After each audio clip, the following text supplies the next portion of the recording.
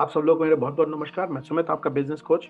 और इस वीडियो में हम लोग अपनी जर्नी को कंटिन्यू कर रहे हैं। आपको याद होगा कि मैंने अपने पिछले वीडियो में आप लोगों से बात करी थी as a manufacturing business owner आप लोग क्या कर सकते हैं और अपने बिजनेस को कैसे ग्रो कर सकते हैं। तो इससे पिछले वीडियो में हम लोगों ने ग्रोथ चेकलिस्ट पे बात करी थी और मैंने आपको बताया था कि आप अपने बिजनेस को किस तरीके से देख सकते हैं। 3 पार्ट्स में सबसे पहला जो पार्ट है वो बिजनेस ग्रोथ वाले पार्ट को देख सकते हैं, और ऑर्डर फुलफिलमेंट जब आपके पास ऑर्डर आ गया, और बिजनेस सपोर्ट को। सो पहले वाले वीडियो में मैंने इस वाली चीज पे बात करी थी बहुत डिटेल में। अगर आपने नहीं देखा हो तो आपको लिंक दिख जाएगा इस वाली चीज में, ये वाली चीज देख लीजिए।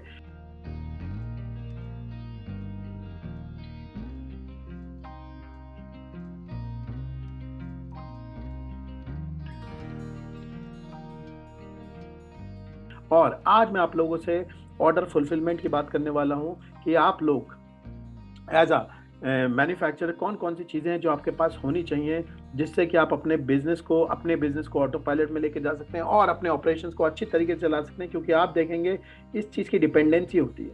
अगर आप अपने ऑपरेशंस को अच्छा चला रहे हैं और अच्छी तरीके से ऑर्डर फुलफिल करके दे रहे हैं कस्टमर को, सो आप देखेंगे आपके बिजनेस में 2 तरीके से ग्रोथ जनरेट होती है। जो सबसे पहला तरीका होता है ग्रोथ जनरेट करने का, वो तरीका होता है रिपीट बिजनेस आता है आपके पास। और जो दूसरा बिजनेस होता है वो होता है रेफरल का बिजनेस। आप देखोगे दोनों बिजनेस क्या होते हैं, बहुत ही सुप्रीम बिजनेस होते हैं और बहुत ही बढ़िया होते हैं। क्योंकि इन बिजनेस की कुछ खासियत होती है, इसमें ट्रस्ट बना हुआ होता है। तो इसमें जब ट्रस्ट बना हुआ होता है तो इन रेफरल की लीड्स जो आती हैं आपके पास, उनकी कोई कॉस्ट नहीं होती, कोई कॉस्ट नहीं होती। प्लस इनका जो सेल्स का फ्रिक्शन होता है, जो सेल्स वालों से जो बात होती है, ये फ्रिक्शन बहुत ही लो होता है। क्योंकि इन्हें ज़्यादा वो करना ही नहीं पड़ता। तो यहाँ पे आपकी जीत बहुत अच्छी तरीके से होती है। लेकिन ये वाली चीज़ें आपकी तब बढ़िया होंगी जब आप लोग ये वाले जो ऑर्डर मैनेजमेंट के प्रोसेस को सही से कर रहे होंगे और इस वाली चीज़ को सही से केटर कर रहे होंगे। सो मैं आप लोगों को एक एक चीज़ के थ्रू लेके चलता हूँ कि आपको ऑर्डर फुलफिलमेंट कौन कौन सी बेसिक चीज़ें हैं जो आप लोग को याद रखनी चाहिए। और ये सारी ईजी चीज़ें हैं, अगर आप इस चीज़ पे ध्यान देंगे तो आप देखेंगे कि आपके जो बिजनेस है, जो ऑर्डर फुलफिलमेंट है, वो बढ़िया तरीके से अपना काम करेगा। तो सबसे पहले एज अ बिजनेस ओनर आपके पास परचेज मैनेजमेंट का सिस्टम होना चाहिए, क्योंकि परचेज बहुत ही इंपॉर्टेंट होती है। मैं इस वाली चीज़ को समझाने के लिए आपको एक बेसिक मैन्युफैक्चरिंग का सेटअप बता देता हूँ किस तरीके से होता है, ताकि आप लोग इस वाली चीज़ को ढंग से समझ सकें। तो इसमें क्या होता है, आप जनरली देखेंगे आपका कस्टमर होता है, कस्टमर से आपके पास ऑर्डर आता है। सो ऑर्डर जब आपके पास आता है तो आप क्या करते हो, स्टॉक चेक करते हो कि भाई इस वाली चीज़ का स्टॉक है कि नहीं है। सो ऐसा हो सकता है कि भाई आपके पास इस वाली चीज़ का स्टॉक नहीं है। अगर आपके पास इस वाली चीज़ का स्टॉक नहीं है तो हो सकता है आप इस वाली चीज़ को क्या करते होगे, प्रोडक्शन में डाल देते होगे।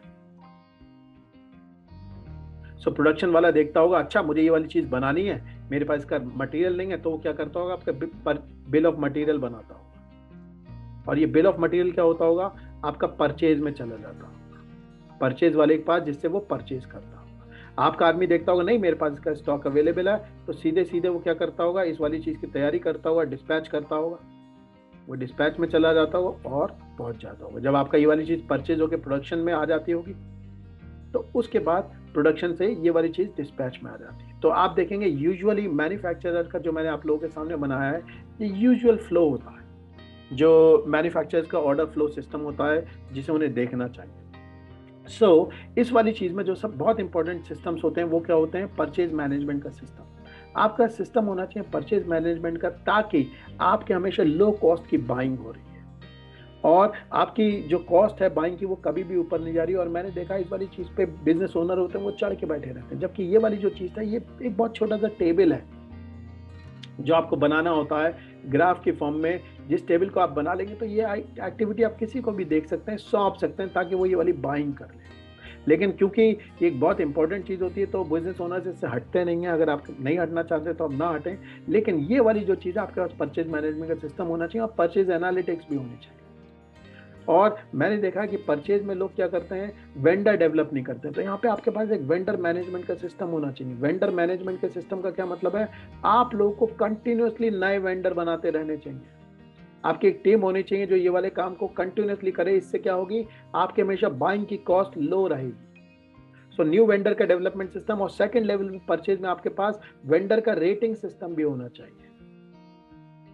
सो वेंडर का रेटिंग सिस्टम से ये वाली चीज इंश्योर होगी कि भाई हम लोग हमेशा सही आदमी से खरीद रहे हैं। ये जो रेटिंग है आप इस चीज पे डिसाइड कर सकते हैं भाई वो कितना टाइमली हमें माल दे देता है, कितना कॉस्ट के हिसाब से दे देता है, कितनी बढ़िया कॉस्ट में दे देता है, और कितना रिलायबल है, ताकि आपकी जो टीम है वो सही से इस वाली चीज को सिलेक्ट कर सके। सो ये वाला जो सिस्टम है ये आपको क्रिएट करना पड़ेगा। आपकी टीम में इस वाली चीज की काबिलियत नहीं होगी वो ये वाला काम कर सके, लेकिन ये चीज है जो आपके पास जरूर होनी चाहिए। परचेज एनालिटिक्स आप तब निकाल पाएंगे, और यहाँ पे वेंडर मैनेजमेंट सिस्टम जो है बहुत ही इंपॉर्टेंट सिस्टम है जो आपके पास होना चाहिए। उसके बाद हम लोग क्या करते हैं, और आपके पास परचेज की डेली चेकलिस्ट भी देनी चाहिए। यहाँ पे आप देखेंगे बहुत सारी जो चीजें हैं वो चेकलिस्ट होती है।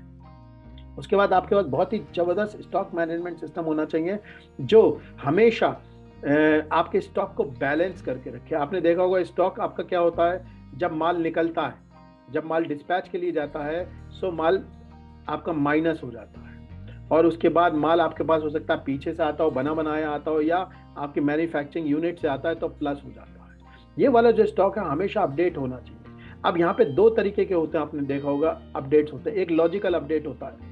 लॉजिकल अपडेट का मतलब भाई मेरा इतना प्रोडक्शन हुआ तो आइडियली मेरा सामान क्या होगा, इतना एक्स होगा।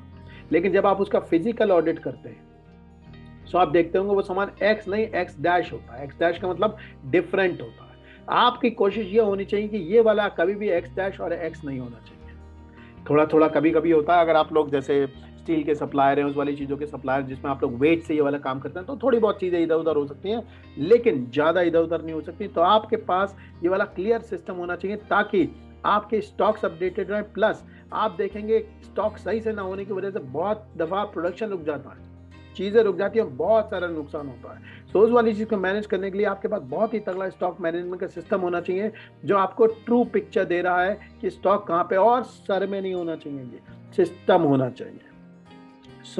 उसके बाद आपके रॉ मटेरियल का सिस्टम भी होना चाहिए। ये जो मैंने आपको स्टॉक बताया इसे आप फिनिश गुड का स्टॉक समझ सकते हैं, ये रॉ मटेरियल का सिस्टम होना चाहिए। और आपके पास फिजिकल ऑडिट सिस्टम भी होना चाहिए भाई, ताकि आपकी चीज़ें ऑडिट हो रही हैं। और मैंने देखा ऑडिट कौन करता है, एक चीज समझ लीजिए, मैंने देखा ऑडिट क्या करता है, जो स्टॉक ले रहा होता है वही ऑडिट करता है। अरे भाई ये तो ये वाली बात हो गई ना कि मैंने ही पेपर लिखा और मैं ही चेक कर रहा हूँ। ऑडिट हमेशा इंडिपेंडेंट पार्टी से होना चाहिए जिसका इस वाली चीज से कोई लेना देना नहीं है, तब आपको ट्रू चीजें समझ में आएगी। क्योंकि चोर भी वही और पुलिस भी वही, तो कैसे वो अपने जुर्म को पकड़ेगा। और आपके पास पूरी की पूरी स्टॉक का डेली चेकलिस्ट होनी चाहिए आपके स्टॉक वाले के पास, जो आप बना के देंगे कि भाई मैं इसमें ये चीजें करना चाहता हूँ। तो ये बहुत इंपॉर्टेंट चीज है जो आपके पास होनी चाहिए। नेक्स्ट, फिर उसके बाद आप देखेंगे ऑपरेशंस मैनेजमेंट सिस्टम होना चाहिए जो कि आपके ट्रैक करे हर ऑर्डर को। जो मैंने आप लोगों को यहाँ पे अभी पीछे फ्लो बताया था कि आपके पास स्टॉक में सामान आता है, उससे मैन्युफैक्चरिंग होती है। सो ऑपरेशंस मैनेजमेंट सिस्टम का मतलब यह है कि जितनी भी चीजें आपकी ऑपरेशंस में जा रही है या ऑर्डर फुलफिलमेंट की तरफ जा रही है, हर एक चीज रिकॉर्ड होनी चाहिए। हर चीज रिकॉर्ड होनी चाहिए, हर ऑर्डर आपके सिस्टम में रिकॉर्ड होना चाहिए, O1, O2, O3। क्योंकि अगर आप ये रिकॉर्ड नहीं करेंगे तो आप कभी ऑपरेशन के गोल पूरे नहीं कर पाएंगे। क्योंकि जब आप ये रिकॉर्ड करेंगे तब आप मार्क करेंगे ऑपरेशन के। अगर आप गोल देखेंगे कि मेरे कितने ऑर्डर टाइम पे गए, मेरे कितने order with in cost resolve हुए, मेरे कितने ऑर्डर में कंप्लेंट आई।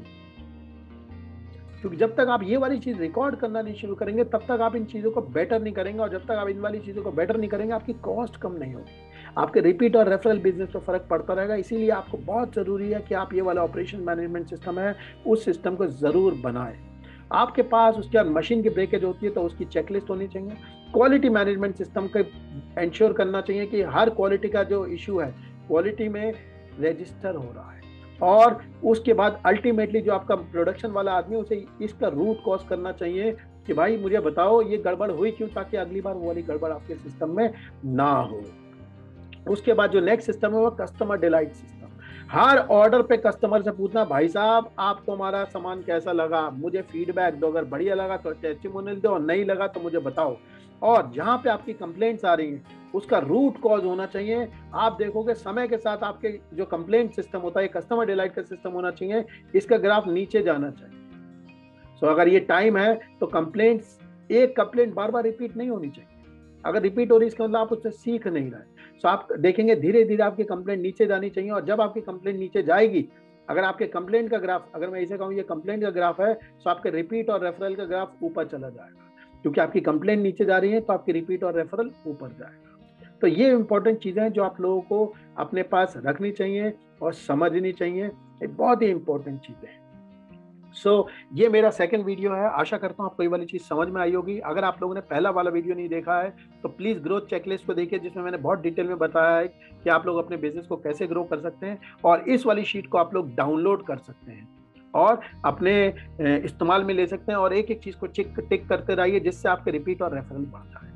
मैं अपने अगले वीडियो में आप लोगों को एज अ मैन्युफैक्चरर ये थर्ड चीज पे बताऊंगा कि बिजनेस सपोर्ट की कौन कौन सी चीजें जिस पे आपको ध्यान रखना चाहिए और उसकी चेकलिस्ट क्या है।